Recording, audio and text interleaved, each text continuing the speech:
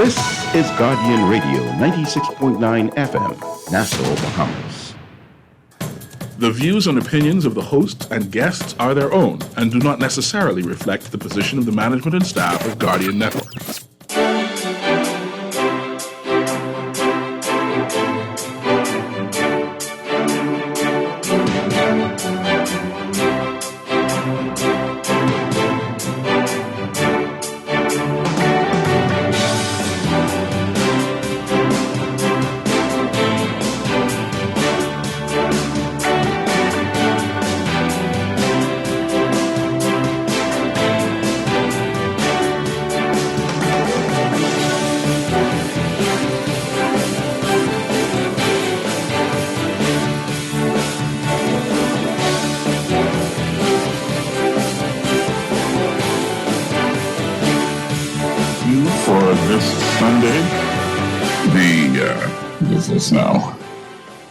The 25th of June, year of our Lord 2023. We are almost done, ladies and gentlemen, with the first half of the year, if you can believe that. It's almost insane for me to think about that, because, I mean, good gracious, where is the time going? It almost seems like we are not, like, I don't even know how to say it. It's fascinating and terrifying how quickly time is passing for us.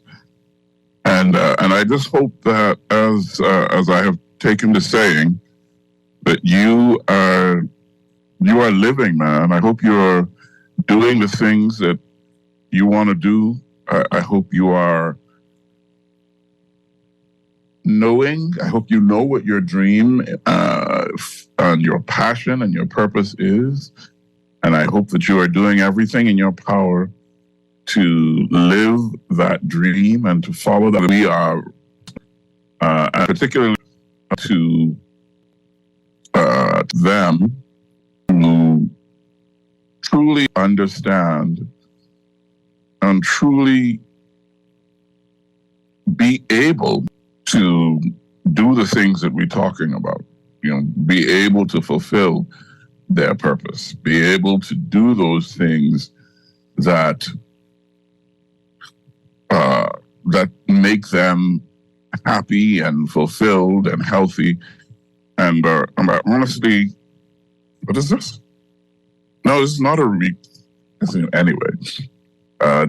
Station manager Dwight Strawn is taking issue with the fact that I like to remind people that I believe they should live their lives, and that I like to point out the fact that time is passing. It's a real thing, Dwight.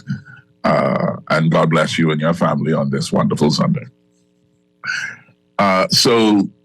Today we're going to talk about education. We're going to talk about the recent changes in the Bahamas National High School diploma, which have occasioned quite a bit of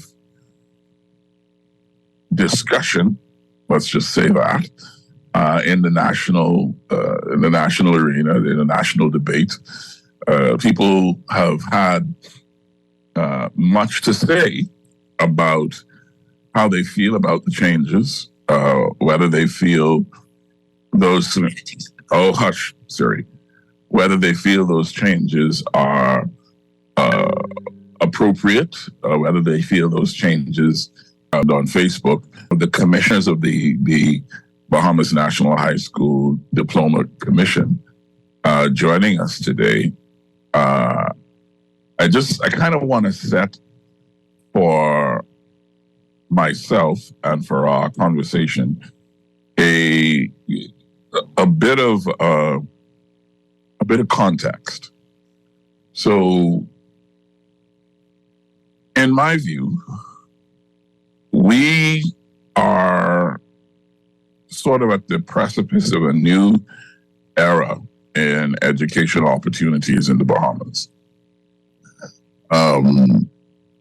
If you look at the momentum over the last, let's say, 4 political administrations, you see a move through the different ministers to address what has become, I think, widely acknowledged as a dissatisfaction with the education curriculum and output of our public education system, which is not to say that there have not been obviously, really brilliant people that pass through the system. But I think the acknowledged problem is the system itself and the ability of that system to take in children safely and securely, educate them on the basics of, I guess, both academic and technical and vocational instruction, equip them to pass through the successive grades from kindergarten all the way through to grade 12 and turn them out into the world with sufficient skills and sufficiently developed skills to make their way to the top of their potential, whatever that potential might be. And the rap on the Bahamas education system, and this is not to the Bahamas, but since this is our home, that's really my first priority, I suppose, for the discussion, is that out owners or people who have an entrepreneurial or ownership mindset, but that it turns out consumers and people who are expecting to work for somebody else for the duration of their time in the workforce. And the truth is, well, let me rephrase. I don't want to call it the truth. Again, the rap on our education system has been that the system was designed that way by the colonial power that helped to shape and mold the education system. It was intended initially to turn out low to mid-level civil servants, and not to create an educated class of people who would be able to seize the reins of the economy and direct the future of the country of colonial oversight or colonial involvement. And not just in education.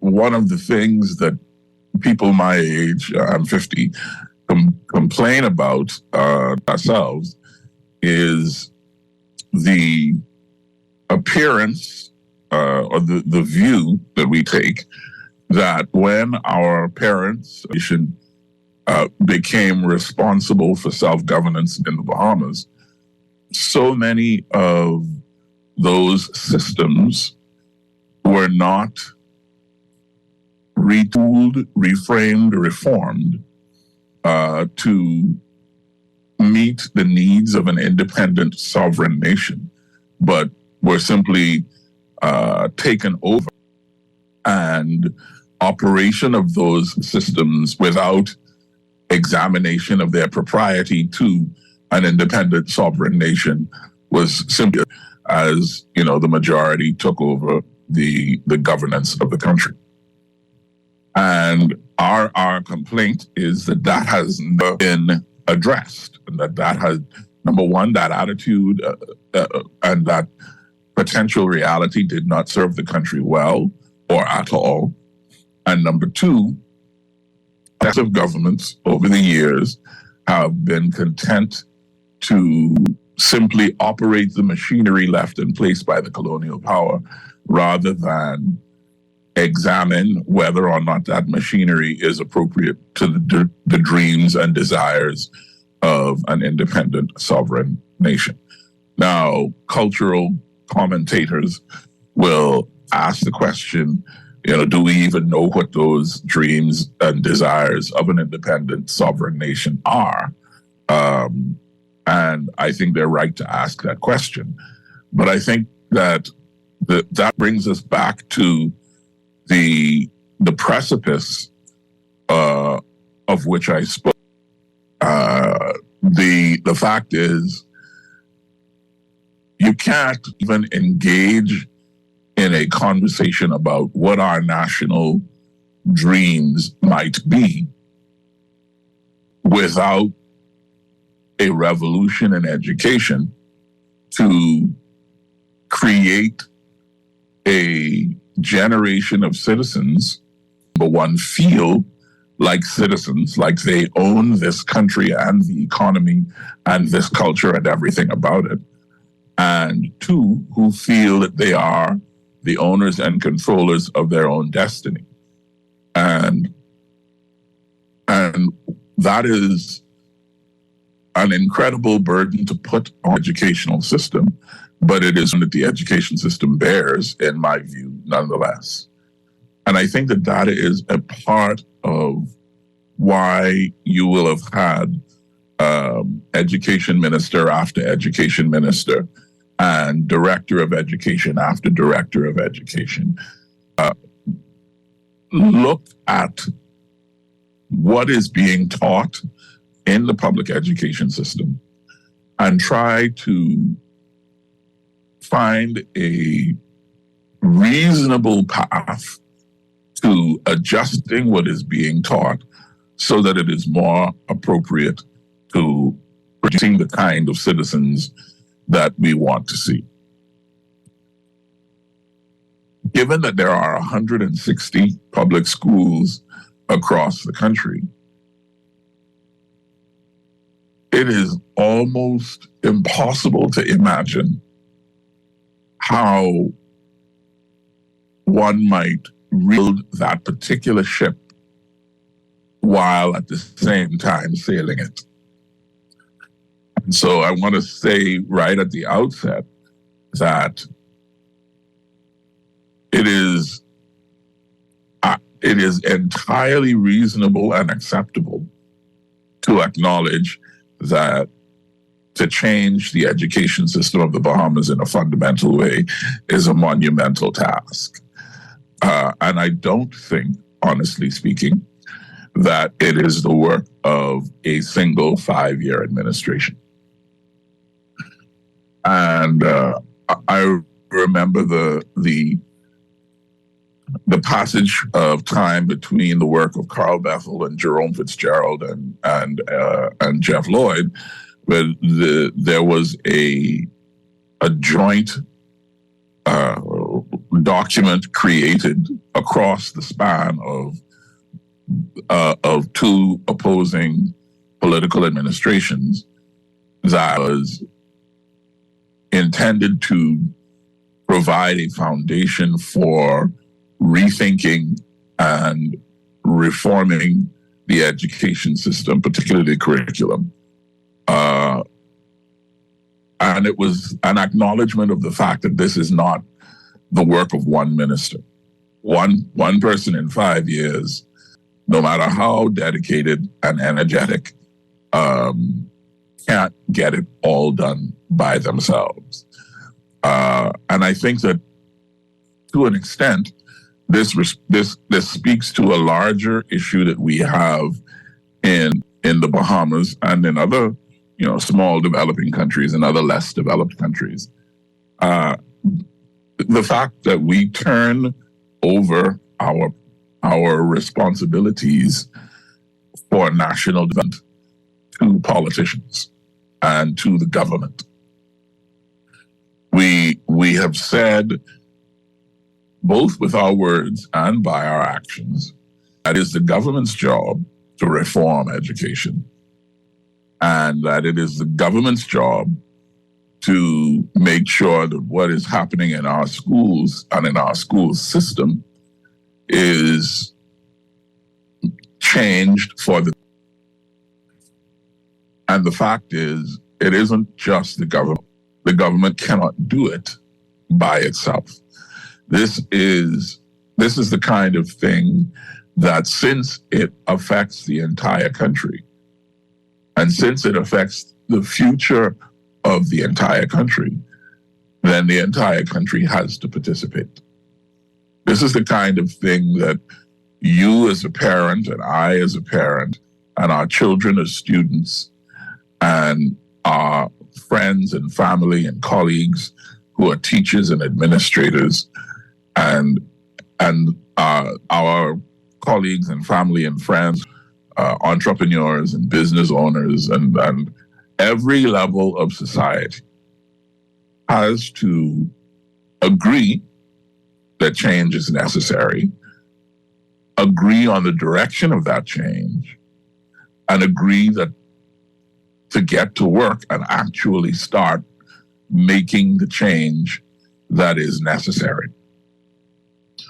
And the reason that I say that I think we're at a precipice, the precipice of a new era in educational opportunities in the Bahamas, is because I believe that we have come to a place of we've almost been forced into a place of readiness for change, where our school system acknowledges, hey, that something got to change. The teachers, as hard as they work and as dedicated as they are, even they know something got to change. The students know something got to change. The parents know something got to, and so there's this readiness, I believe, that exists for change, but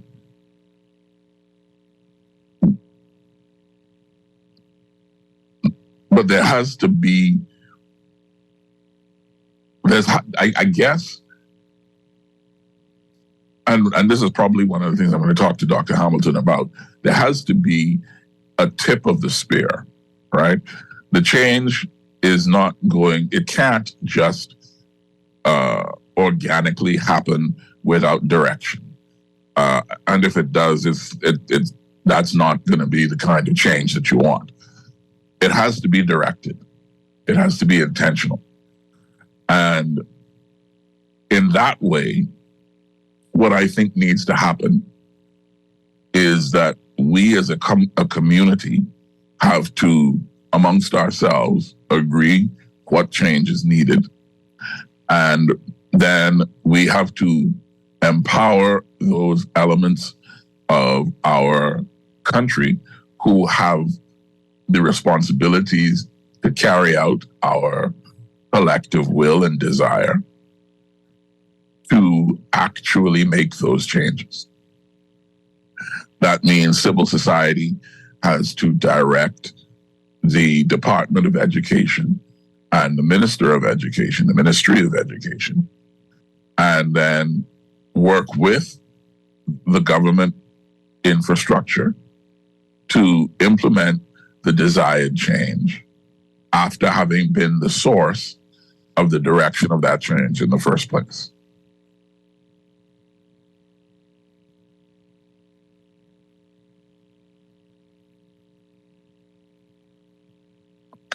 I believe that we are ready for that change to happen. I believe that, obviously some of us have been ready. You and I, each of you know, my listeners in particular, you all know people who've been complaining about the education system for decades and talking about the fact that change is necessary, but seems to be difficult to come by. And this inertia that I think exists partly because just partly just because of the monumental scale of the work in front of us, is understandable. But someone has to tackle that particular mountain, right? You can't just look at it and say, "Wow, that mountain is big." Somebody got to take the first bite out of that elephant, and that's the problem, right? Is that it wouldn't be the first bite,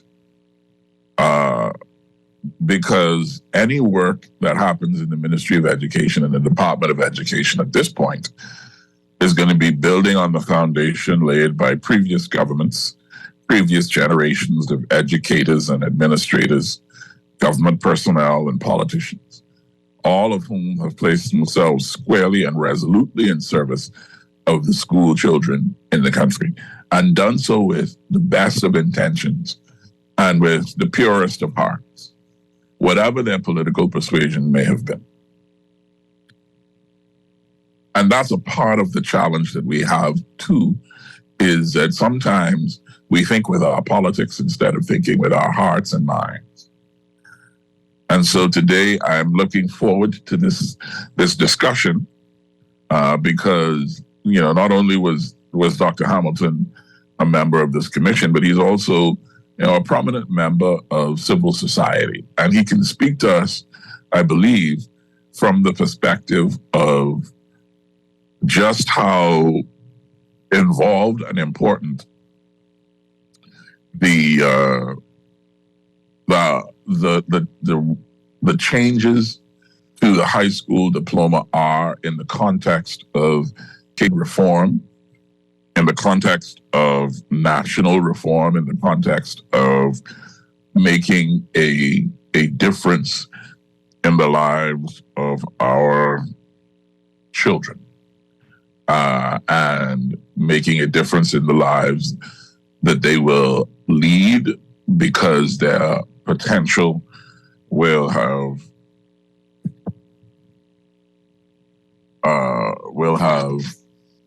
been will have been fulfilled.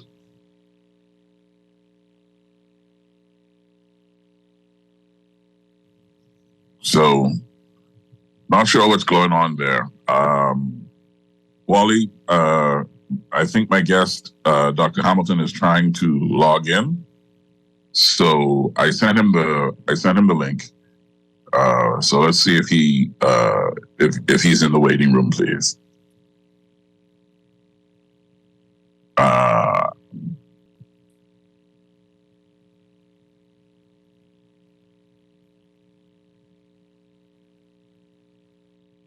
Oh, okay. I see what's going on here.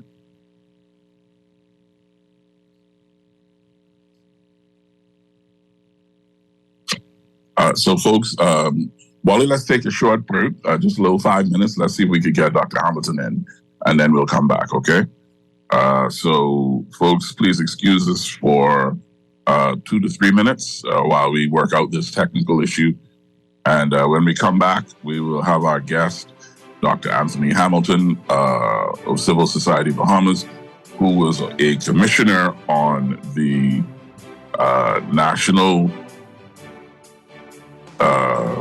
Bahamas National High School Diploma Commission, and he will join us to share his wonderful perspective.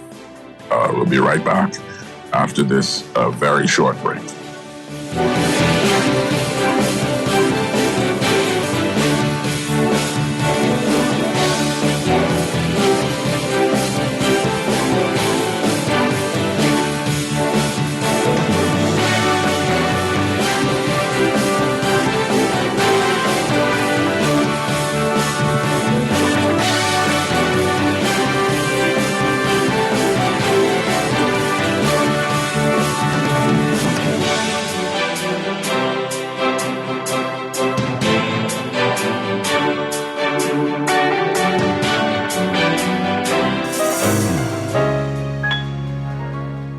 Tired of paying too many bills and loan payments each month? Shrink your monthly debt payments down to one easy payment. with our debt consolidation loan. It also has a built-in savings that pays you 5% interest. Inquire about our debt consolidation loans today. Call 356-7764.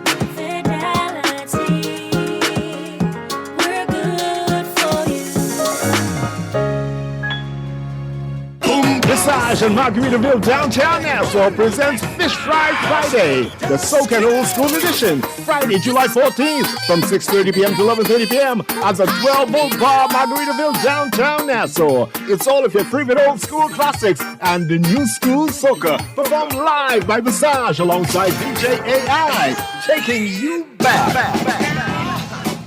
$25 cover charge with one free Ron Ricardo drink with entry. And for $55, you can experience the Fish Fry Friday buffet at Vacation Cafe before the event and enjoy complimentary access. It's the Fish Fry Friday Soca and Old School Edition. Friday, July 14th, 6:30 p.m. to 11:30 p.m. at 12 Old Bar, Margaritaville, downtown Nassau. This is one you don't want to miss. Don't meet me there, speak me there.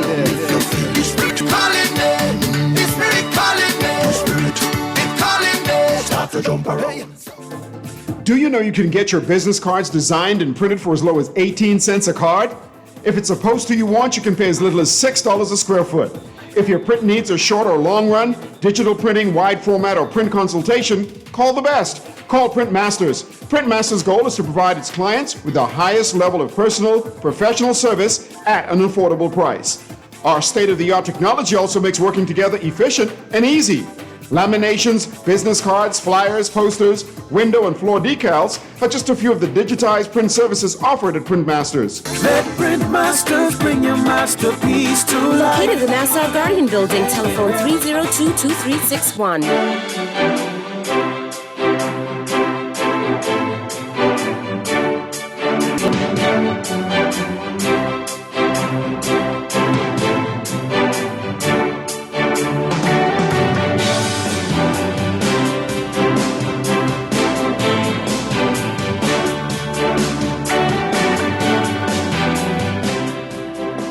Patience and welcome back to the Political Review. You're tuned in to Guardian Talk Radio 96.9 FM, and I am your host, Quincy Parker. And joining us now is Dr. Anthony Hamilton, the president of Civil Society Bahamas, but he's not joining us in that regard today. Today he joins us as a member of the Bahamas National High School Diploma Commission, which did tremendous work to review. Well, I'll let him talk about what the mandate for the commission was, but I would like to say that I think that he did a lot of work, a lot of hard work, and I look forward to getting into what the substance of that work was and the result of all that effort. Anthony Hamilton, welcome to the Political Review. Good afternoon, Mr. Parker. Glad to be here. This is I think this is our first time having you on the show for a couple of years. Good, eh? Indeed it is. Yeah, well, welcome back. Welcome back. You look healthy and happy as well you should, nonetheless. Thank you.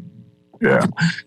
So, Dr. Hamilton, I'm going to turn my camera back off because I'm sweating like a dog in my house, and I'm going to move back to the AC. So just bear with me. I'm still here, obviously. Not a problem.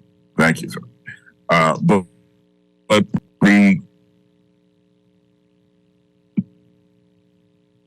the Bahamas National High School Diploma is something that people have been talking about in the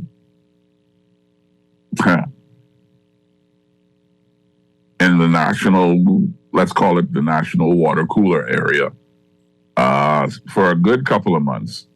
And most of the talk appears to have really been based on hearsay, what they heard somebody said or what they heard was reported. And in many cases, also the comments have been based on partial information, particularly people responding to one or two, let's call them hot button changes that were made to the diploma itself. And so one of the things that I wanted to do, just by way of ground rules for the discussion, is to get into why the Bahamas National High School Diploma Review Commission was established to begin with, and what your experience as a commissioner was in terms of both your understanding of the mandate and the commission's execution of its mandate. Excellent. Most happy to lend my contribution to this exercise. And principally, as I gathered during that exercise, would have been the fact that we were seeking to be holistic, practical, and relevant with regard to the environment and atmosphere of education with respect to the national education system of the Commonwealth of Bahamas, special focus on the high school diploma. So the objective, create a framework and establish the foundation for our children to aspire for higher performance and to meet objectively recognized standards. I'm saying that in light of the fact that we recognize, very paramount in the midst of our discussion as I intend to make representation, is the fact that people are our most important assets and investments of the Commonwealth of the Bahamas. And when I say that, I want to draw special reference to the fact that our children, our future, these are our critical assets and investments. And this particular exercise, I took great joy in being a part of this exercise amidst the finest and best of Bahamians that participated in that commission. And so as we reviewed the Bahamas High School Diploma, there are several things that jumped out. But of utmost importance is the fact that when we consider the pre-COVID experience, first the pre-Dorian experience, post-Dorian, and then the pandemic. So we are speaking of a very volatile and vulnerable environment with regard to our students, bearing in mind that there would have been some challenges expressed prior to these two specific challenges that I'm referencing in light of persons qualifying to get their high school diplomas. And so the nation was ranked with persons having concerns with regard to qualifying for the high school diplomas. And credit goes to the fact that the minister, the Honorable Lenisanda Martin, demonstrated great leadership in this exercise in moving towards the appointment of this commission to address this concern. The chairman that was chosen, Dr. Cecil Thompson, I think it was stellar, was an excellent leadership that allowed us to generate the kind of product or performance and production as a result of the leadership and the authority granted to the commission to do the work of the commission at hand with regard to addressing the Bahamas High School Diploma. Mm-hmm. So as a starter, there was a lot of pain and hurt in the community regarding this, our students. And I think this exercise allowed a lot of relief to be experienced. And I can tell you that the feedback that I've been getting is that while everything is not complete, when I say complete, all the answers have not come forth as a satisfaction of the citizens of Commonwealth of Bahamas. There's great relief being expressed because persons are rejoicing. And that's a good set. I think the work of the commission was an excellent work contributing to the kinds of positive experiences that are being had by both students, parents, and teachers, because this is a partnership exercise. Families with the foundation for this, the students, and the teachers' relationship, and then the community, and the wide cross-section of persons that made representation on the commission was another plus, because we had a very diverse team of individuals who would have provided leadership with regard to this exercise. Yeah. So the commission included serving and retired educators, public and private sector people, the three education stakeholder unions, and I guess others like yourself from civil society. So as you say, a broad cross section of representation on the commission itself. And as I understand it, the mandate was to review all the requirements of the Bahamas High School diploma, to engage the community, to identify concerns. And the way the minister framed this in her budget debate as well was that you were mandated to make considered recommendations toward the improvement of the initiative moving forward, unquote. So that's a broad mandate. And do you think, number one, that the mandate itself was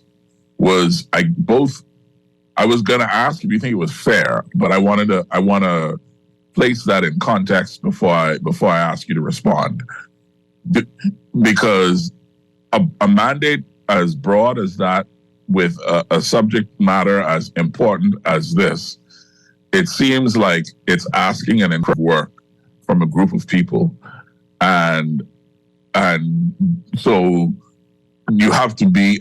If I'm being honest, I think that if you're going to do that job well, you have to have an appropriate level of resources to do it, and an appropriate level of support to do it. So, were you able, in your view, to actually fulfill the mandate that was given to the commission to do these things? Unequivocally, I would say yes. None of us are perfect. This work is still ongoing, even though the commission's reported. Those of us who participate in this exercise would recognize that the work is ongoing. This is not a stagnant exercise. And I say that because we would recognize some challenges that existed in the national education system prior to our being engaged. The compassion and sympathy of the minister afforded us that opportunity to be engaged in this process. And I want to emphasize up front here, too, the fact that this was not a Nassau-centric exercise. This exercise encompassed the entire Commonwealth of the Bahamas. And I'd use an acronym here to emphasize why I would say it was not Nassau-centric. And that acronym is SEED, S-E-E-D. And I use that to emphasize that this was a very sacrificially engagement of the environment for the million. In essence, what I'm saying is that the persons that were engaged with this exercise spared nothing to ensure that the length and breadth of the Commonwealth of Bahamas was touched concerning our students and their future, for empowerment to their parents and the community at large for national development. So I think it was the minister said it was 58 town hall meetings across the country, 56 of which, was 55 of them were live and with in person, with only Mayaguana, the Berry Islands, and Rum Key stakeholder sessions being virtual. That's that supports the contention that you went everywhere and talked to everyone, or at least as many people as you could. I'm curious about the feedback that you would have gotten. Did you get? Here's what I've heard so far: people complaining about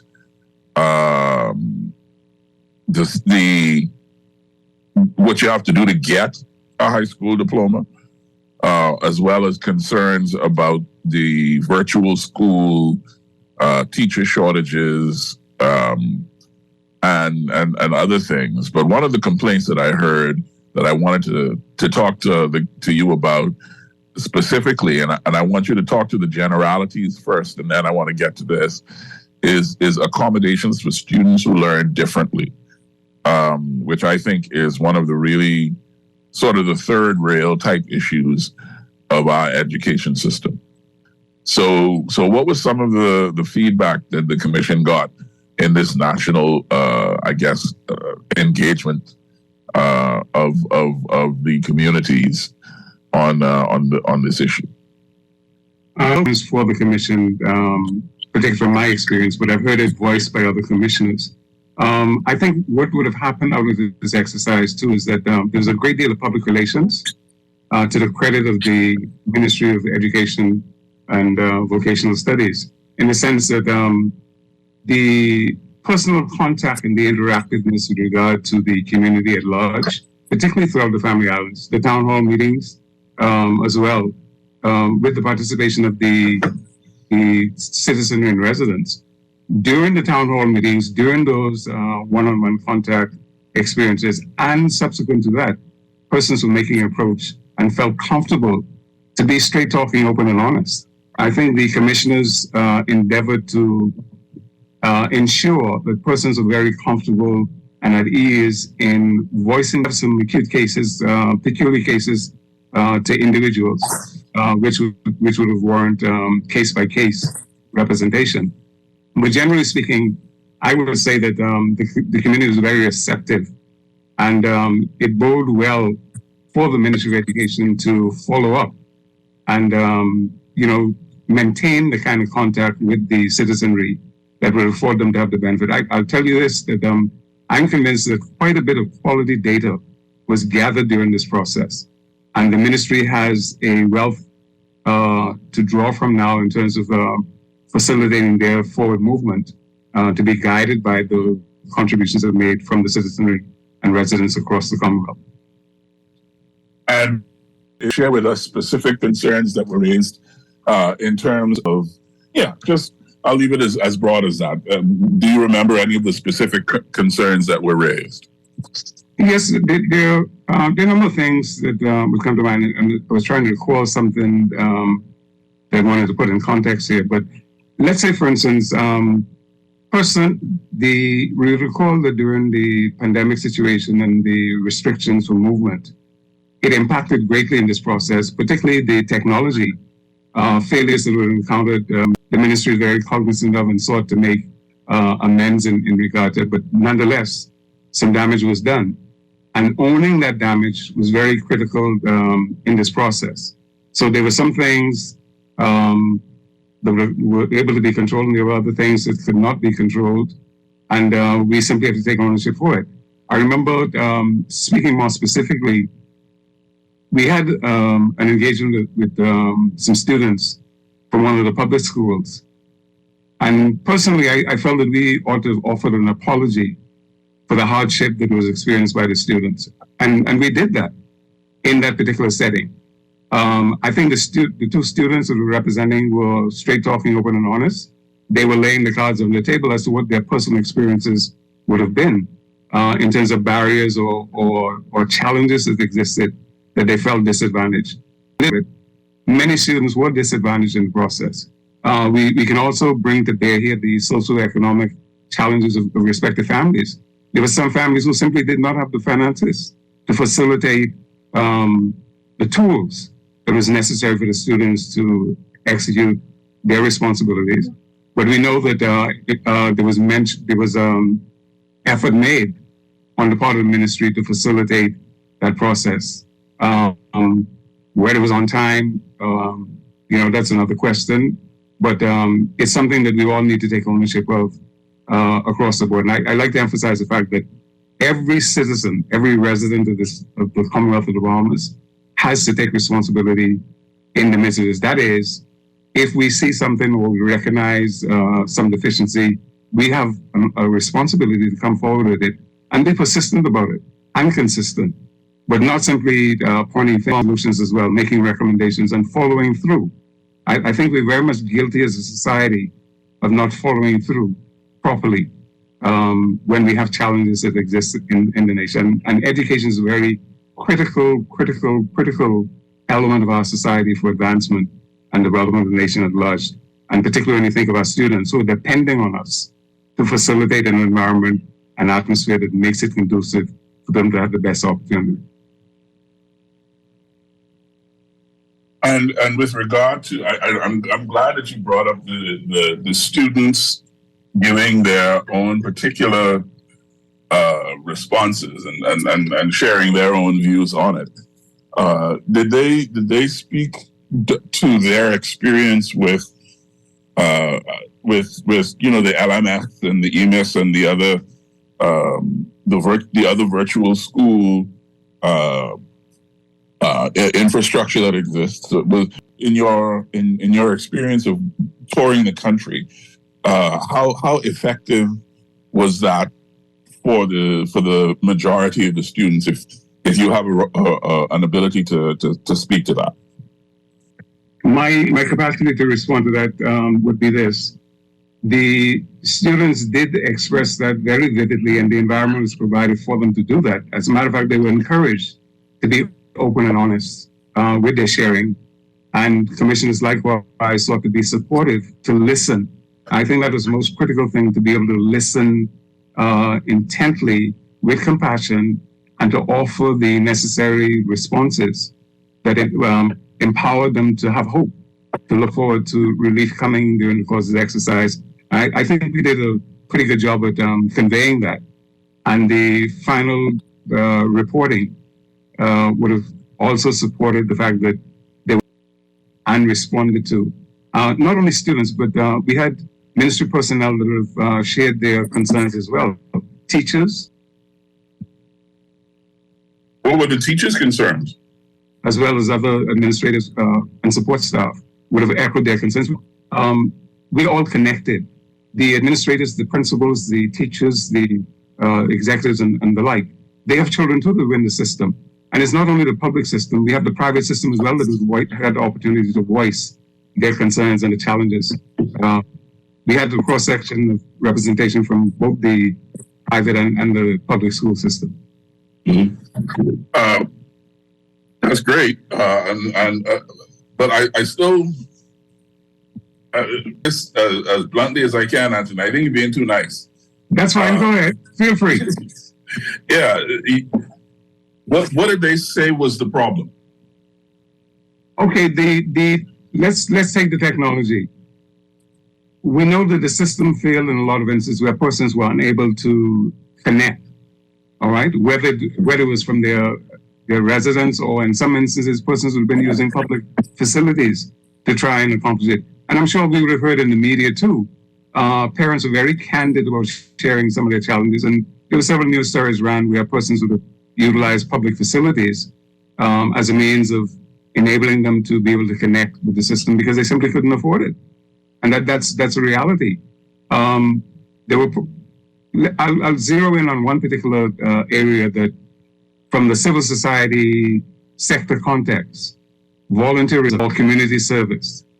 There were students that were unable to connect with regard to executing their community service. That was a very disappointing experience for me in particular, because I don't feel that we are short on being able to facilitate that. However, when we think of New Providence, the island of New Providence or Grand Bahama, compared to some of the Family Islands where the opportunity may not have been as diverse, we can understand why some of them would have been challenged to have that experience. And so we can have a more, how should I put it, a more defined opportunity. For instance, linking with NGOs in the country, linking with the Chamber of Commerce, structured and organized interaction for the students in that regard. I think we can eliminate that particular challenge. There ought not to have been a challenge with regards. It might have been that the students not being able to engage their family businesses or something to that effect. Again, those are some of the things that actually came forward in terms of keeping the standard and meeting criteria as was established at the point of that exercise being done. And having now, I'll let that go for a moment. We'll come back to it, I'm sure. But having been around the country and spoken to parents and teachers and students and community members, I actually have a question that may be a little outside the scope of the commission itself. Mm-hmm. But I think that you are, based on your work in civil society, I think you're actually quite quite well placed to answer this question. So I'll ask it, and you give it your consideration. Sure. How important do you feel, based on your experiences on the commission, how important do you feel like the community, or what kind of value does the community place on education? How important is education to us as a country right now, based on your experience? I think education is still very valuable and appreciated in the society. As you pose the question, I want to bring something to as a backdrop to your question: the need for an agreed national development plan. And I say that because that would help us to focus the society at large in appreciating the value of education. Now, I want to expand that education definition too, not simply academics, but also giving. I was fortunate to chair a committee, co-chair a committee that would have been dealing with comparative analysis. The understanding the makeup of our student population, and educators would have a very keen understanding of this. And I'm going to extend this a little bit further. In the experience of being a commissioner working with this exercise, I was led to give consideration to early intervention with regard to assessing our children. And I'm saying that in the context of from birth, we ought to be able to have a system nationally that would help us to recognize students that are challenged from birth. And it could be with regard to disabilities, because often some of the things we'd have heard during the course of this exercise, students struggling within the school system who would have been better placed as opposed to an academic stream to a more technical stream, but not simply, it ought to be a standardized and measured intentional effort with a structure in place to support that and allow children to experience as opposed to later. As a matter of fact, some children are actually, they find themselves blooming after high school as opposed to during the course of the primary to high school experience. And if we caught those kinds of things earlier, we'd have them better positioned. And I'm going to add another dimension to this. Another hat that I wear with regard to human resource development. I've encountered numerous persons filling applications and seeking to come into the workforce. First thing, having finished high school and not able to complete an application form for employment, not being able to successfully engage in an interview, is a serious indictment on us with regard to our educational system. That was a very telling experience in the midst of this as well. And finally, I guess my last sort of context question is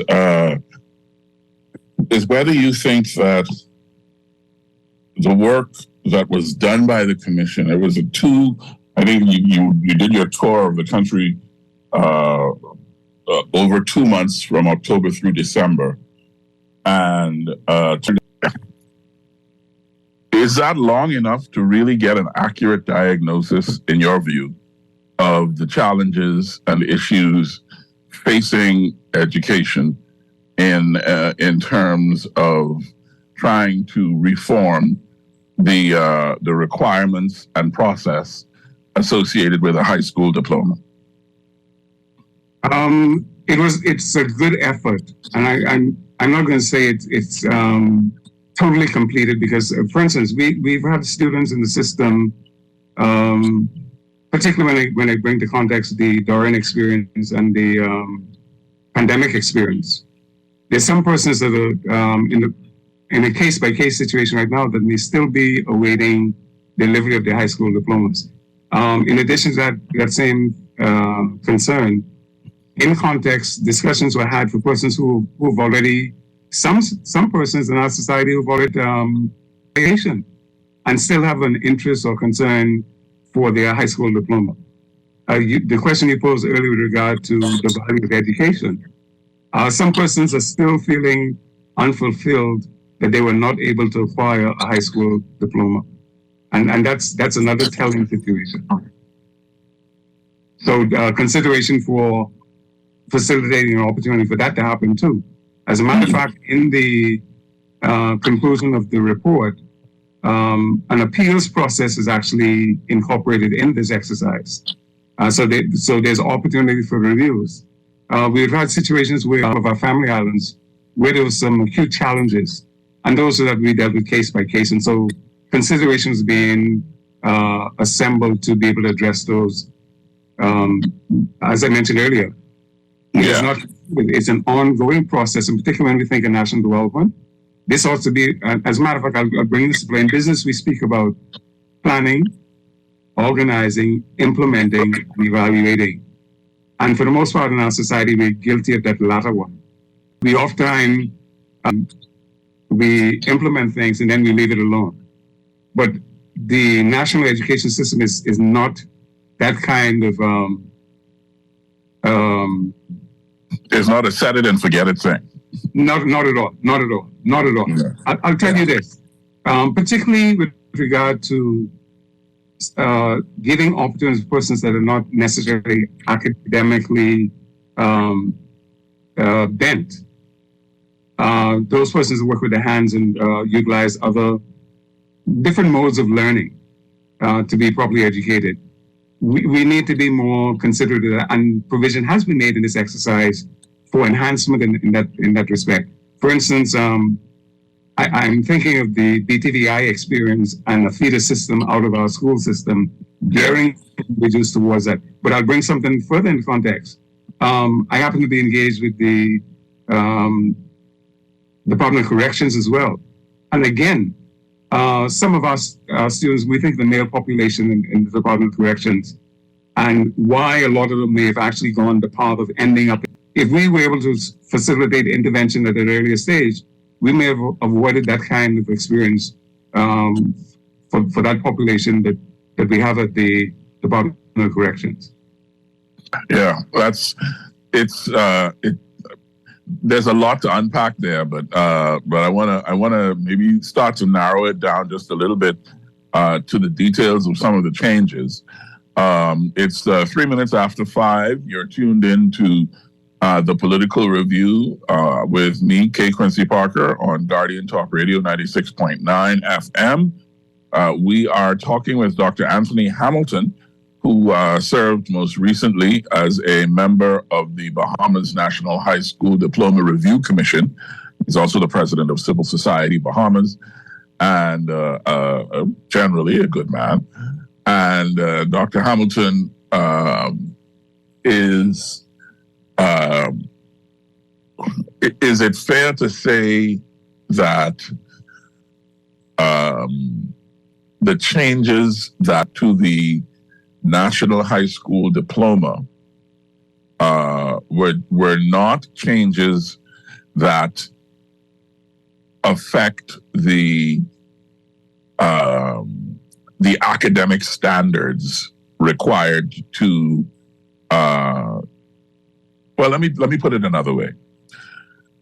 The complaint that I've heard from those people who have an issue is that they feel like these changes are dumbing down the high school diploma and somehow are seeking to find a way to just let everybody walk, quote unquote, rather than to create a system for people to acquire a high school diploma that has actual meaning and substance. I would emphatically Go ahead. I would emphatically disagree with that. And commissioners at large, we made great sacrifices to ensure that was not the experience. In essence, there was not to be a compromise with regard to the standard of education of the country. In essence, we were seeking to bring the standard up. With regard to criteria, considerations are given to some aspect of it, but there's some standard measures that were maintained in the process with the view of not compromising the standard of education for the country. That is it. So the first thing that comes up in the conversation is that prior to this set of modifications, a student had to secure BJCs in math, English language, a social science, and a natural science in order to qualify for the diploma. The modification now requires both the math and English language, but it does away with the requirement for the sciences and instead allows students to have any two other BJCs that with a passing grade, whatever the case may be. Can you tell us a little bit about why that change was made and what the substance of that change is? Right. You made us. Let me put it this way. I drew attention to the academic as opposed to those that would have technical skills or technical bent. Those of us in the professional arena would appreciate that there are certain professional licenses or certifications. And many of us are not aware. This is something that you referenced earlier. Operating at hearsay because somebody else said it and we believe what they said and we go and we parrot it.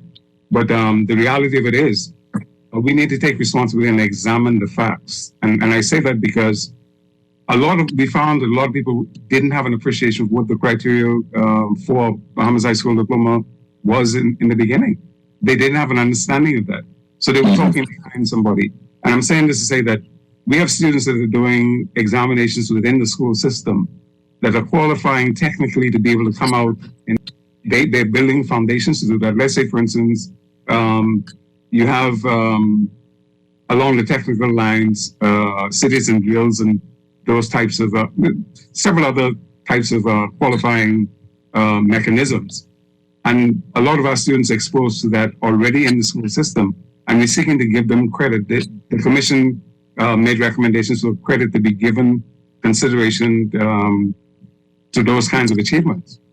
And again, helping to provide career paths or educational paths that would be conducive for those students to excel during the course of their school life.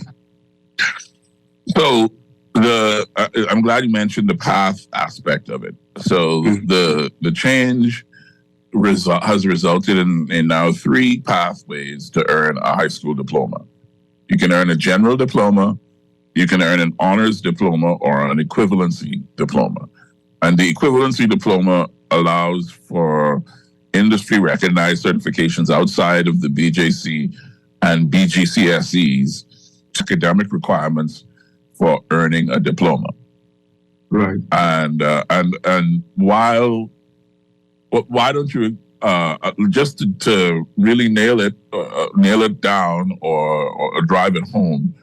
That last one, I think, is where the argument comes about somehow diminishing the standard of the high school diploma. And that's completely the opposite. I would stand strongly in that regard, knowing what transpired within the commission. When we examine it, and I don't have the documents before me to be specific about it, but I'll reference it in this way.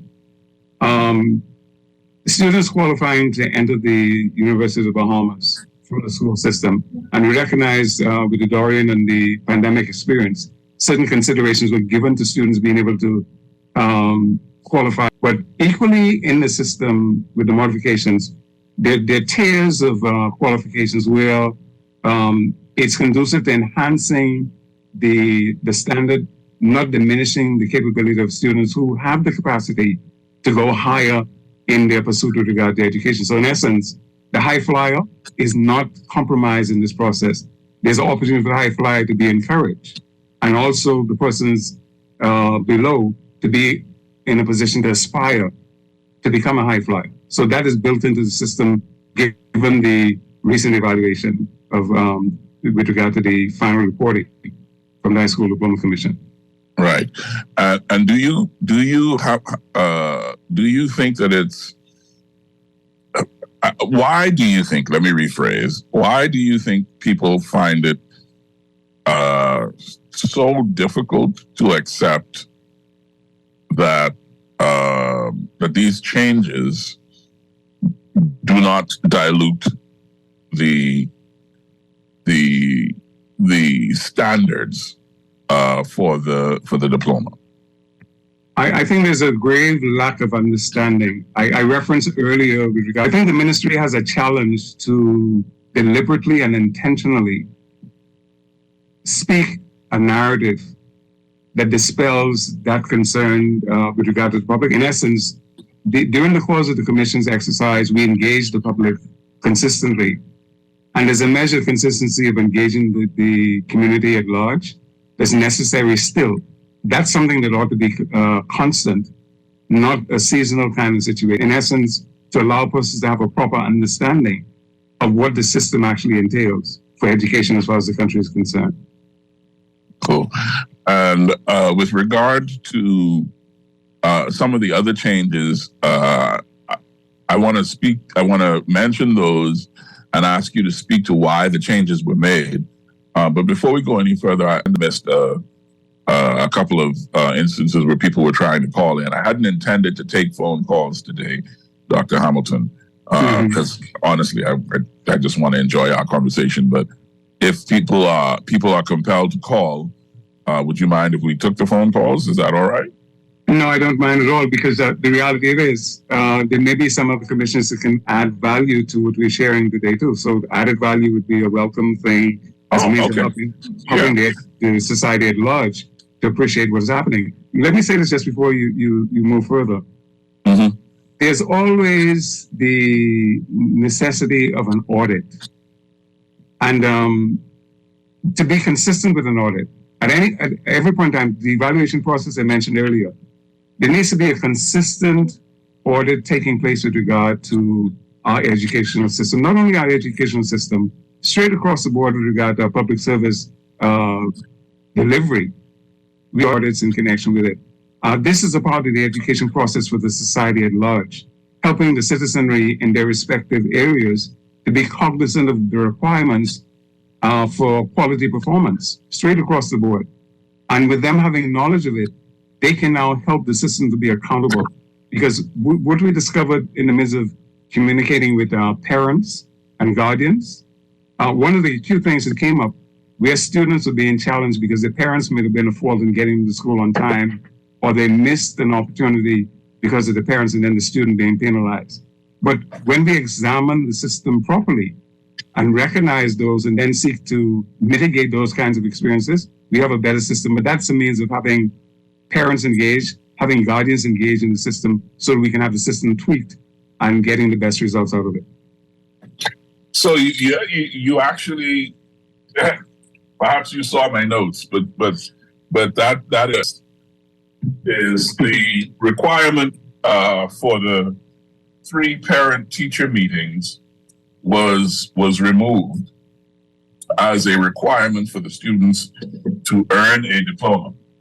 Now the minister has spoken to this she spoke to it in her budget communications, but I wanted to give the opportunity for you as a commissioner to elaborate on it and address it as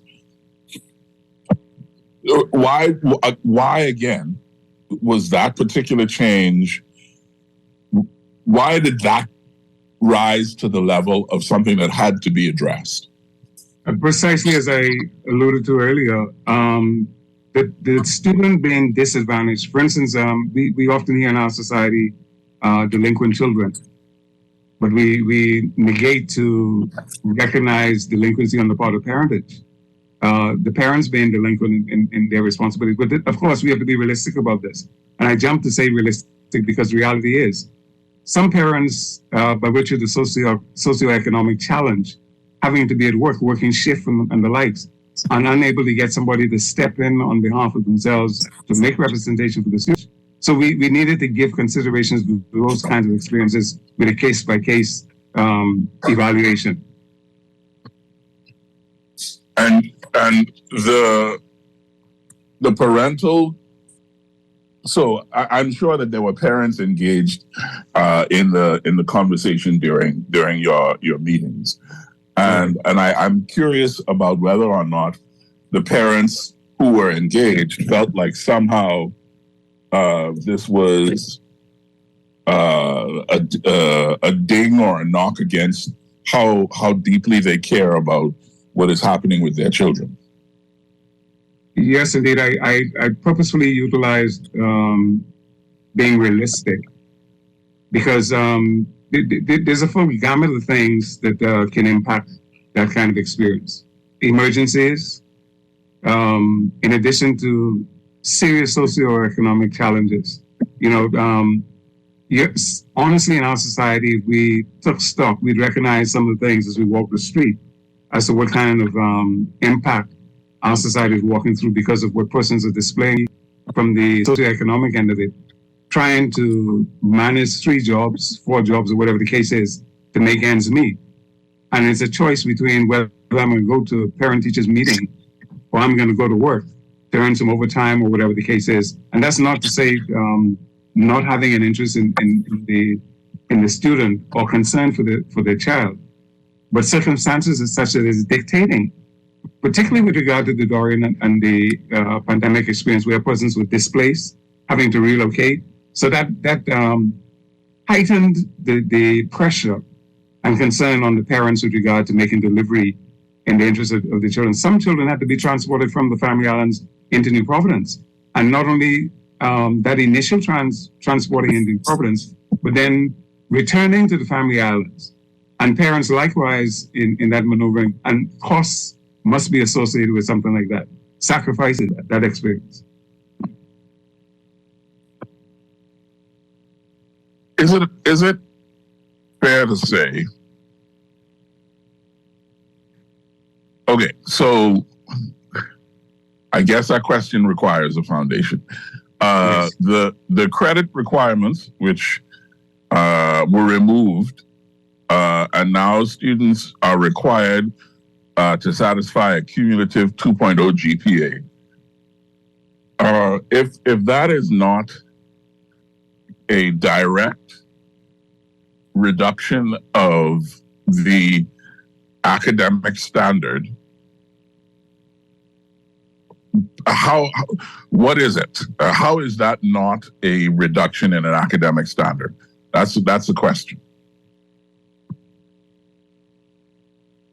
It's a hard one.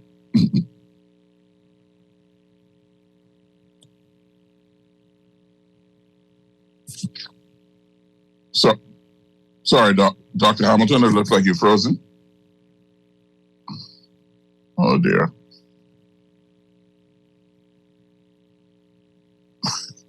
All right. So we will. Oh, okay. Are you back?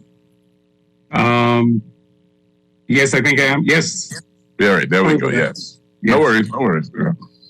Yeah. So I was asked that question in particular, and I wanted to pose just as an opportunity. Number one, to be fair in this an objective in this conversation. So to pose the question again, the credit requirements were removed, and students now required to satisfy a cumulative 2.0 GPA. That sounds very much like a reduction in an academic standard. And you have said very clearly that was something the Commission was adamant not happen. So right. How can you reconcile those two things for us, please? What I was attempting to share there was that there's a better understanding of the process that's necessary. We found, believe it or not, within the system, we found persons challenged with some of that detailed information in terms of the technicalities for calculations, the rest of it.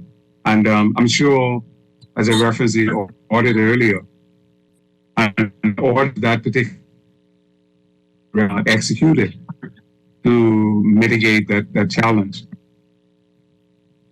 There's something about, how should I put this? Balance and agreement. Apples and oranges as opposed to apples and apples or oranges and oranges. And that came to play in the midst of that because we found that communication might have been a challenge. Not might have been. Communication obviously was a challenge in the process.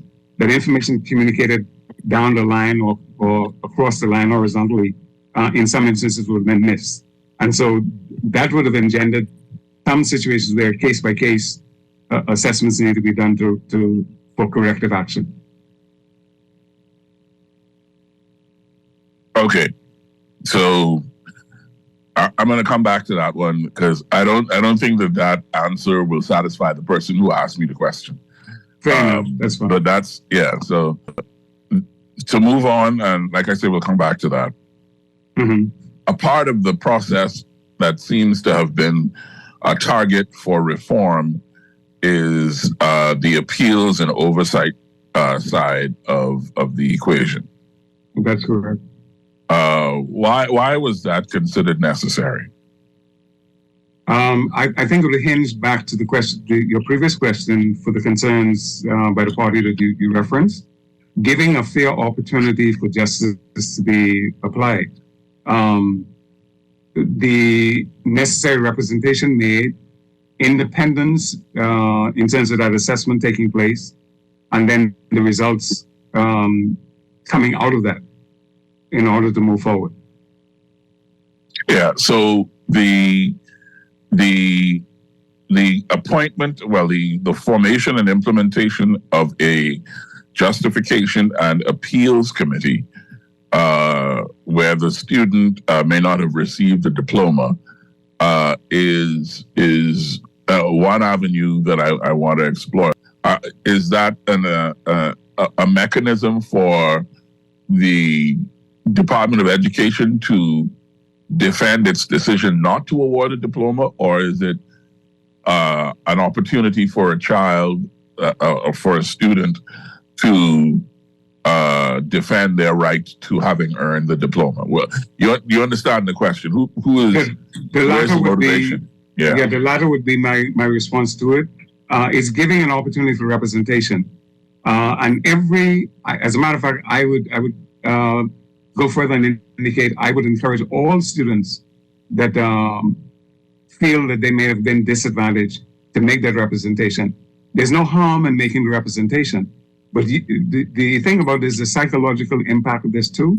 Imagine a student who have gone to upper level higher education and still has a concern about the fact that they were not successful in earning a high school diploma.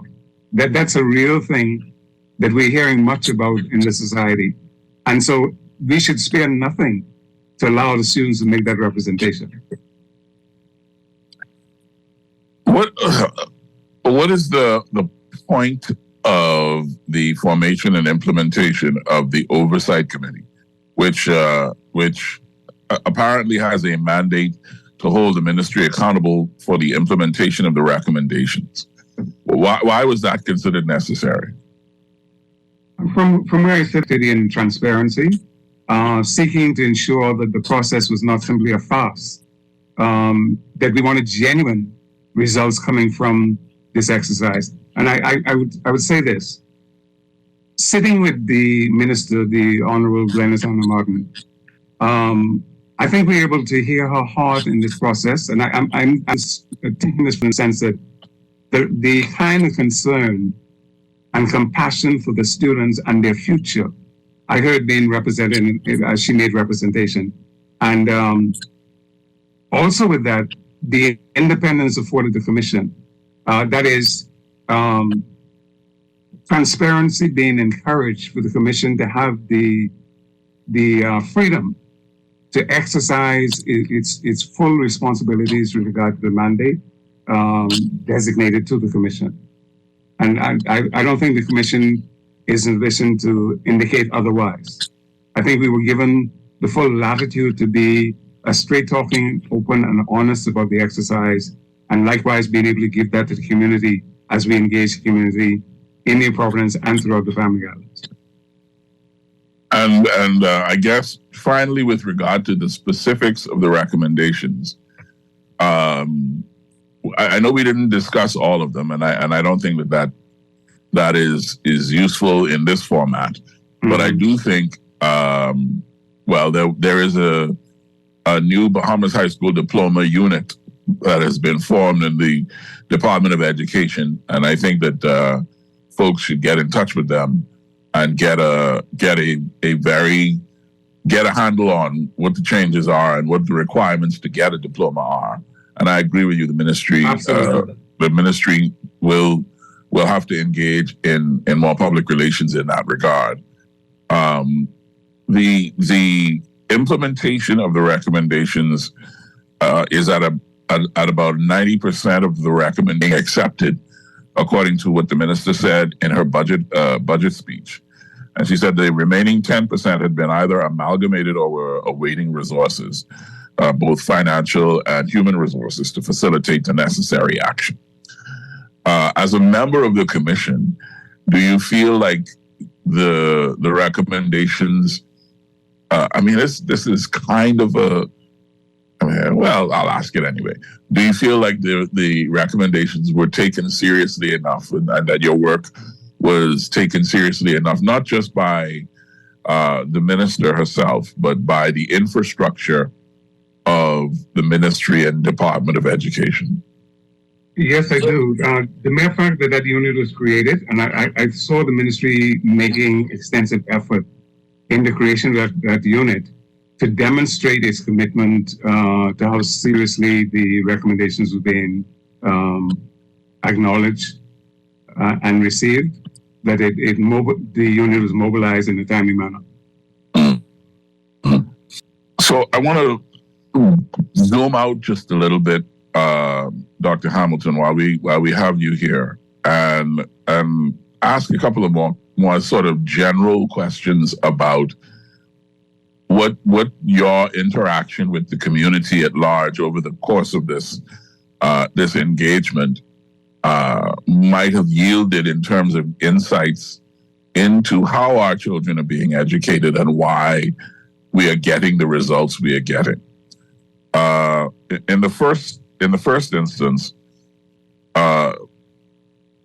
do you believe that as a community, we have a right, or we should be concerned about the results of our public education process? Without a doubt. Unequivocally, yes, we should be concerned. As you pose that question, the thing that comes to mind for me right now is the fact that on the verge of celebrating 50th anniversary of independence. And as I say that, I'm concerned that when we reflect over the 49 years plus toward our 50th, and we look at the national educational system, what is the sentiment that we get out of it? I'm saying this because the reality of it is education is a foundational plank with regard to national development. When we think of our students moving through the school system and simply moving through the school system as opposed to moving through the school system successfully and ending up with a quality of life that they can lead their lives in the society and make the requisite contribution that's expected of a bona fide citizen or resident of the Commonwealth of the Bahamas, it must be treated in that manner. And do you believe that a part of my sort of preface remarks before bringing you in, mm-hmm. One of the things that I sort of mentioned was my view, and I want to be very clear that it's my personal opinion, mm-hmm. That the education system as it currently exists is not tweaked or tooled to serve the needs of the modern Bahamas. I don't think that our education system is properly focused or resourced to turn out citizens who, number one, know what their citizenship means and know what value it has, who appreciate the culture that they live in and come from and express by just being, and who have a sense that they own the land that they stand on and that their future is theirs to determine. I don't think our education system does that. But that's my view. Do you believe the education system in the Bahamas at present needs reform? Yes, I agree that the system needs some help. That was evident to us. From a personal perspective, I can say that being afforded the opportunity to work with the Commission in this Bahamas High School Diploma exercise was a serious eye-opener in many respects. I mentioned earlier from a human resource perspective, working with students, not only having graduated, but within the school system during the summer breaks when we engaged them for short-term employment. And just making observations, and you seek to make substantive investments in them to help them prepare for when they would have completed high school. And I've had the personal experience of having some excellent experiences where persons will be able to be hired into full-time employment as a result of those summer experiences. But I would have to go back to the National Development Plan. In essence, we all need to be geared towards a particular direction and seek to utilize the gifts and the talents that are embedded within each of us, because all of us are different. Equally as we're different, our learning styles are different. And a lot of times we don't simply have an appreciation for that. Within the educational system and external to the educational system, I referenced very early that the assessment or evaluation of infants from birth to make necessary analysis and help to steer parents who may not have that understanding, but we capture these things early as opposed to later in life, and the child is suffering as a result of not having that discovery made earlier, which would have positioned them to be in a better position. For instance, we know in the persons with disabilities community, there are varying disabilities. And if the parent isn't in a position financially to afford having these kinds of examinations done, automatically there's a disadvantage for the child and the family. Think about it in an socioeconomic context. Parents having to stay home with their children if it was recognized earlier, some measure of remediation could have been taken place, and it helps the home where rather than the parent having to sit home, the child was now in a position to probably perform to allow them to be exposed in other areas of education, other forms of education, whether it be specialized education or what, the system itself. And as I speak to the system, when we think of a feeder system from the pre-primary coming on up to the system, to have a system that's fluent, to encourage that kind of progressiveness and helping the individual to discover themselves. When I say discover themselves, totally. Understanding who they are and putting them in an environment and atmosphere that's going to allow them to be at their best. And what sort of intervention do you think is necessary to shift the education system that we have into the one that we need?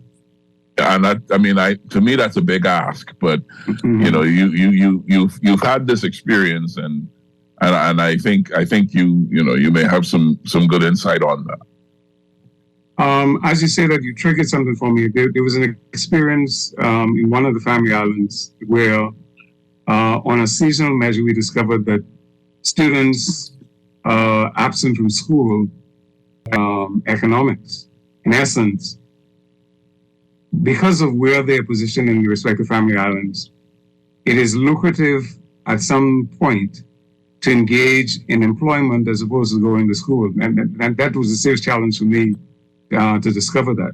But it's a reality in some of our family islands, because what is happening, then the students are encouraged to capitalize on that financial opportunity and sacrifice school in the process, or try to do dual, which sometimes can be a burden and a weight. So they lose out with regard to their education, but in short term, gain finances. And again, as we speak the system, these things need to be recognized. Again, this is part of the audit process, a total audit of our system to be able to recognize trends and the likes. In essence, data, statistical data needed to be gathered in a sustained fashion so we can be performed and make scientific decisions in the process of education of all of us as a nation to ensure that we're getting the best results and performance from our students to make their requisite contribution to the community at large. Yeah, but Dr. Hamilton, I think you touch on an incredibly important question. I think that we all have to ask ourselves, which is this: are the students wrong to prioritize financial income over education? Don't get me wrong at all with that. That's a reality in their life. And I'm trying to bring this back to the context of a national perspective to ensure that we capitalize on all the gifts and talents, creating opportunities for that to be properly maximized, and not minimizing the disadvantages. So let's say, for instance, if we clustered the holistically, in terms of recognizing in particular areas of our country what kinds of things are happening and seeking to structure the educational experience to maximize that particular zone. Let's say, for instance, in central or the northern or the southern islands, there's some things peculiar to them. Some of the things that came up during the course of our engagement in this exercise. Let's take the fishing community, the agricultural community.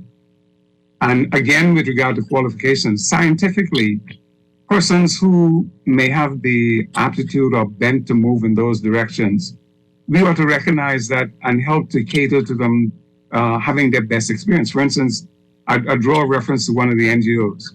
The One Eleuthera Foundation is doing some things in Eleuthera.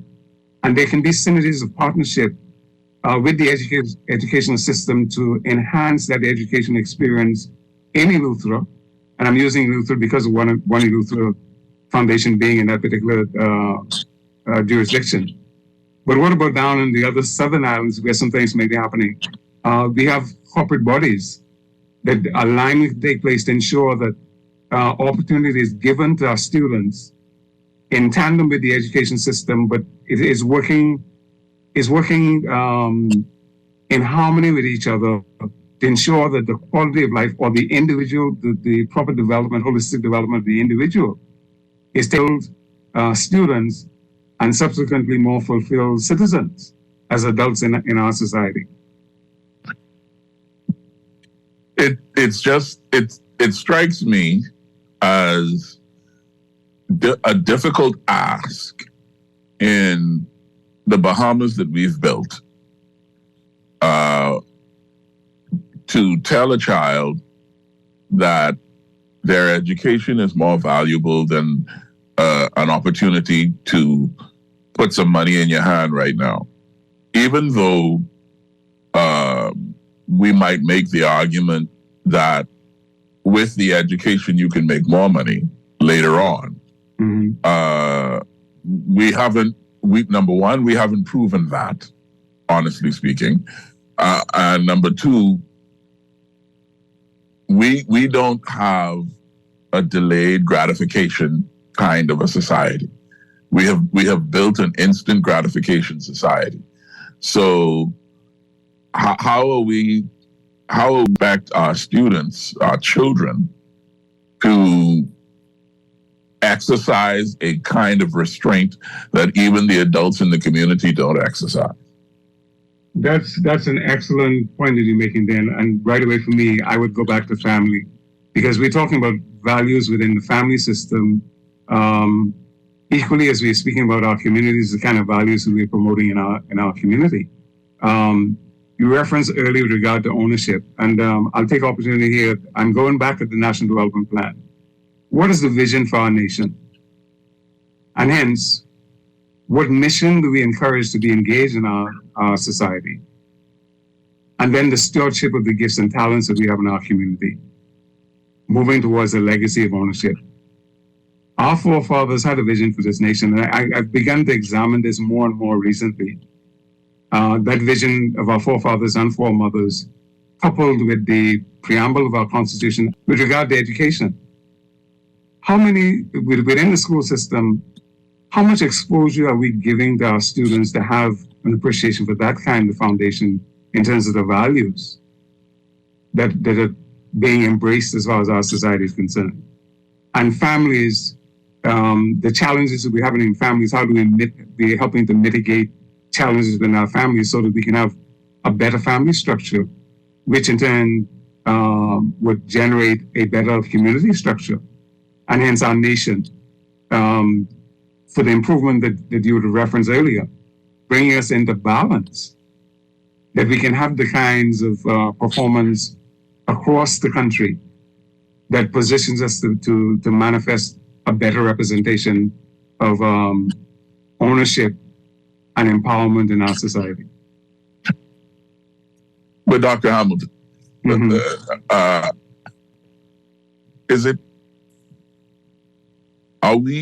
well, first of all, is it even possible to have that kind of process led externally, right? You talk about going back to family. Can we, from a sociological point of view, have genuine values instituted from outside the family structure? If you understand what I'm asking. I think I have an appreciation for what you're saying, yes. The reality of it's a partnership, I'll use this to demonstrate it. When we think of tripartite governance, we think of the people first and foremost and their best interests. Secondly, we think of the business community with regard to trade and commerce. And then we go to the government delegated authority as far as our government structure is concerned. The reality of it is, if we are truly in partnership, these things are supposed to work in tandem with each other. And I think we saw a classic experience with this commission being appointed, the Bahamas High School Commission being appointed, because the very mixture of talent that was within the commission was a demonstration of exactly what we're talking about now. Opportunity and an environment and atmosphere for them to converge. And the results of that, as a result of us making the requisite assessment and interactiveness, unearthing a lot of things to recognize gaps within our society, gaps within the education system, gaps within the high school diploma experience. And then collectively, as a result of including the inclusion process and consultative process, that we're able to derive the final report. But it doesn't stop there because, again, we make assessments, we plan to execute as a result of what has been discovered. And in planning and organizing and implementing, we give an opportunity for testing and evaluating having implemented. So we determine whether we are hitting targets, we're off targets, and how do we continue to improve targets that have been achieved and mitigate targets that have been missed. But it's a collective participation and partnership in the society. That the framework on the outside with regard to family, because the most important thing in terms of the formative aspect is within the family structure, but the support system outside of the family structure is how we collectively do it. So it's within the family and external to the family, but as a society as a whole, for the Commonwealth of the Bahamas, that we were able to achieve this. How big a role does education play in that process? It's a critical plank. I like to reference it with regard to re-education, and that's basically the thinking. We're not short on anything as far as our nation is concerned. We're short on nothing. It's the management of the resources that we have that needs to be re-examined. So with regard to education, I refer to the process of re-education, training and development. But again, what is the plan? What is the vision? Vision and agreed plan is the foundation for us to be able to do that, because we need to be in agreement to head in that direction, and we must see successful results. We must see small victories in order to encourage that to happen. But it needs leadership. And the education system, from where I sit, is the best opportunity for providing that kind of leadership.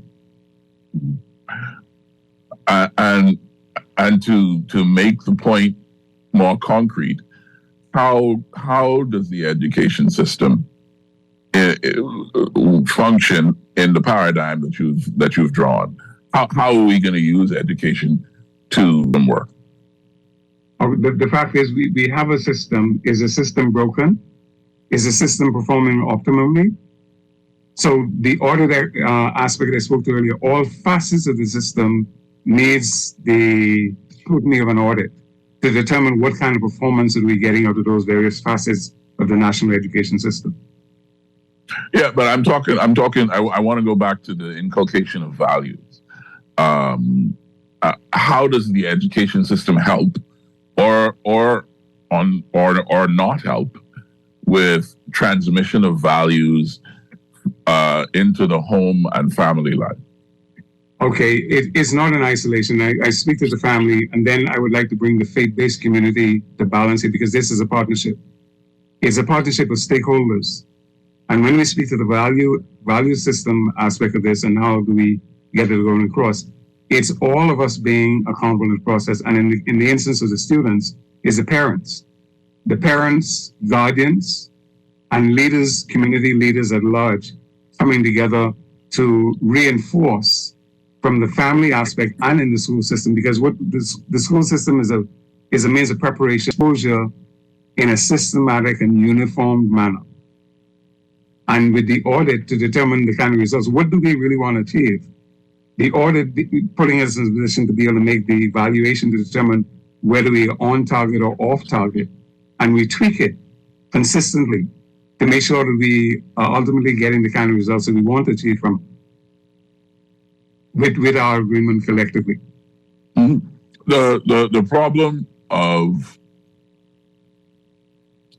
The problem of systems generally is that people sometimes forget that a system is neutral, right? A system is just a system. It's just a tool. Right. It's about the people, the personal interaction and the personal investment in the system. Correct. That determines whether or not it succeeds or not. And so one of the things that I started the show talking, mm-hmm. and it's kind of been an underlying sort of view underpinning some of my conversation and questions to you, is that our education system does not serve our purpose. Mm-hmm. But I would like to challenge my own assertion at this point and say that since a system is just a system, mm-hmm. then we can't blame the system for the output or outcome of the system. There is more to it than that, right? We clearly, if it's all about the people working the system, then we must be the ones that are failing, because the system doesn't succeed or fail. The system just works or it doesn't work. So what is our level of personal and societal responsibility for whatever failures we perceive in our education system, in your view? I hope I heard you correctly. My thoughts are going back towards the National Development Plan in terms of agreement. Yeah, that's right. Yeah, we must agree the direction that we are going in, and then we begin to work the system to achieve those things. Now, as we speak to the system is only as good as the quality of persons that we have working the system and how committed they are to take responsibility for the requisite delegated responsibilities with authority. And if we leave the system to itself and we don't have a proper auditing of the system to make the system accountable in tandem with the results that we expect to get from it, then obviously we can have failure. However, exercising investments in the system and seeking to get return on that investment in the system is a responsibility of all of us. Now, persons within the system, equally persons outside the system, because there has to be accountability. From the civil society sector end of it, we speak of that as being gatekeepers. And so we must be prepared to equally hold the system accountable for the results that are coming out of the system. If the results are not what we desired coming from the system, it means some tweaking has to take place, but it means that you must be prepared to bring to account and offer recommendations, offer solutions, and be committed to helping as a citizen and resident of the Commonwealth of Bahamas, demonstrating your commitment in the best interest of all of us. And it is, perhaps it is my my reluctance to accept this this view that the responsibility is somebody else's, right? That seems to have permeated our national discussion. It's somebody else's job, right? It's the government job, or it's my MP job, or it's Anthony Hamilton job, or it's Quincy Parker job. It's something. It's somebody else's job. It ain't my job, right? But if the system is not working to give us the result that we want, obviously, in my view, we really only have ourselves to blame for that. But there's also a clear opportunity in that to change what is happening in the system. And I think our education system is a prime example of a place where we could really do some really important work. Let's just put it like that. Mm-hmm. I think our education system could be it could be a legacy place. No, place is not the word. We could change the world if we treat our education system and reforming it to make it look like what we want it to look like, and to make it operate in a way that suits our national goals and desires. We could really change the future of not just the Bahamas, but the future of our hemisphere and possibly the world. Is that we don't have any sense of what those national desires might be. And I think that is ultimately what the education system is for, isn't it? I would support you with that. I might say this too, as we focus in on the national educational system, look at our health system. That's another one too, because again, when we consider the people are the most important assets and investments, we speak about systems, auditing our systems, being honest with ourselves in auditing our systems, and taking the requisite corrective action to ensure that we are mitigating gaps, means of getting the kind of results that we ought to get out of our systems. And that's a responsibility of each of us. We're talking about a democracy equally. Equally as we speak to a democracy, we're speaking about delegated authority. And all of us have a responsibility with regard to this delegated authority. If we recognize that something's broken, rather than saying that let Tom do it or let Jane do it, but in tandem with your requisite skills, gifts or talents to address the situation, because if you're not equipped, you're going to make a further mess of it. But if indeed you are equipped, be committed to make that contribution which makes a difference. And I often share this with my colleagues that whenever a problem exists, no one person is responsible for that problem, minimum two. And one may have 90%, the other may have 10%. But the reality is that 90 is 100 for the one that has the 90, and the 10% is 100 for the person that has the 10%. Because if neither of us are, they remain. But if the one with 10 moves on his 10, he is reducing the 10. The one who moves at his 9 is reducing that. So we should get good success results coming from it. And that's the message for all of us. Where can I make a difference? Being committed to making that difference. And as I make that difference, I influence others to do likewise. Because the reality is, change is taking place. But we want to be in a position where it's positive change that's taking place as opposed to negative change. I think, Dr. Hamilton, that's a good place for our conversation to end today. I really thank you for your time, your thought and thoughtfulness. Thank you for the work that you did on the high school diploma commission, and I look forward to whatever our next conversation is going to be. I'm sure it'll be fantastic.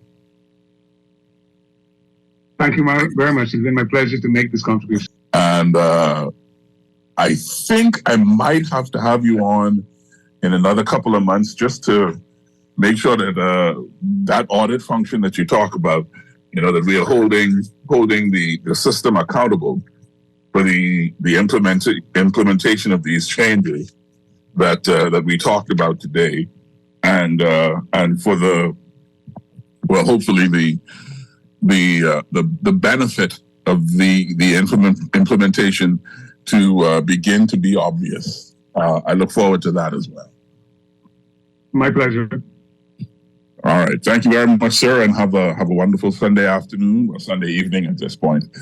That's going to do it for us today, folks, at the Political Review. Let's Talk Together live in English is up next. Wally, great job as usual.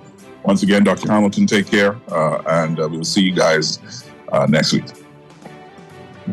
Likewise.